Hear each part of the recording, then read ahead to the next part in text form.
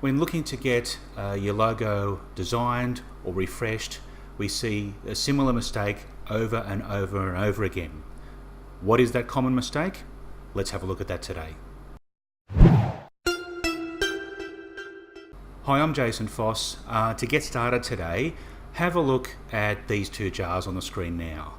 Now, rightly or wrongly, you'll make some quick assumptions about these jars, which one you might choose, which one you might not choose. Which one might be more expensive, which one might be cheaper, which one might be a little more exotic, and which one might be a little bit more conservative. Now, these are very quick judgments that we make. We have no idea what's inside these jars at the moment. They could have come out of the same factory for all we know, but we make some assumptions really quickly. The saying, never judge a book by its cover, exists because we all do it. It's human nature. So the point here is that when you're looking to design your logo, which is part of your overall brand, you should be intentional about how you want people to feel about it. What should their initial reaction be when they see that logo? If you have a look at what Chemist Warehouse have done, bright yellow buildings, you see them all over the place.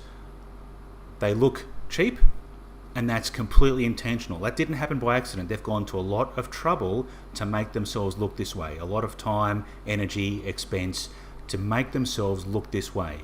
Now, are their prices cheaper or not? If you do your shopping around you, I'm sure you'll have your own opinion about that.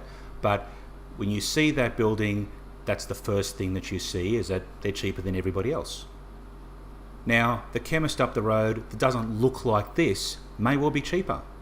And unless you went inside and started shopping around prices, you'd be none the wiser. And let's face it, most of us are too lazy to worry about that.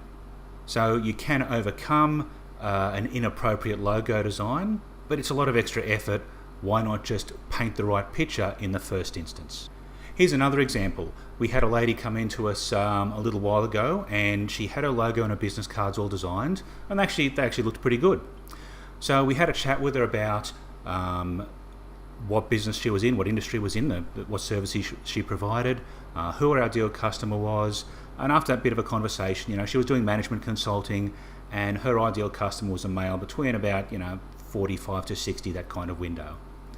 So having another look at her cards, we realised there was a bit of a disconnect there straight up. They were really dusty pink, lots of lace work and pretty cursive writing all over it. If she was a hairdresser or a beautician or something like that, they would have been really good. But considering how she was trying to be perceived by her target audience, it was a completely inappropriate design. And that's not good nor bad. I'm not going to make any comments about sexism or anything here. All of us have biases, and we all make really quick judgments about things we see. Again, whether it's right or wrong is the topic for another day, but it's human nature, and we all do it really quickly.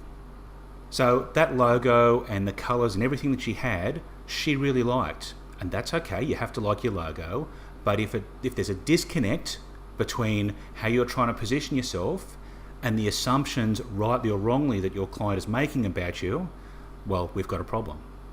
If we go back to those jars, the more expensive looking jar may well be a much worse product. And you wouldn't know that until you actually bought them and opened them and taste tested them. But people tend not to do that a lot of the time. The label on the jar will be enough, and that they'll make a choice based upon that. So the main point here is to be intentional when it comes to designing your logo and your brand and the look of your business. Don't just pick your favourite colour. Have a think about how people should feel when they first see your logo. What's the personality of your brand? Should you be fun or should you be serious? Should you be a bit exotic or should you be conservative?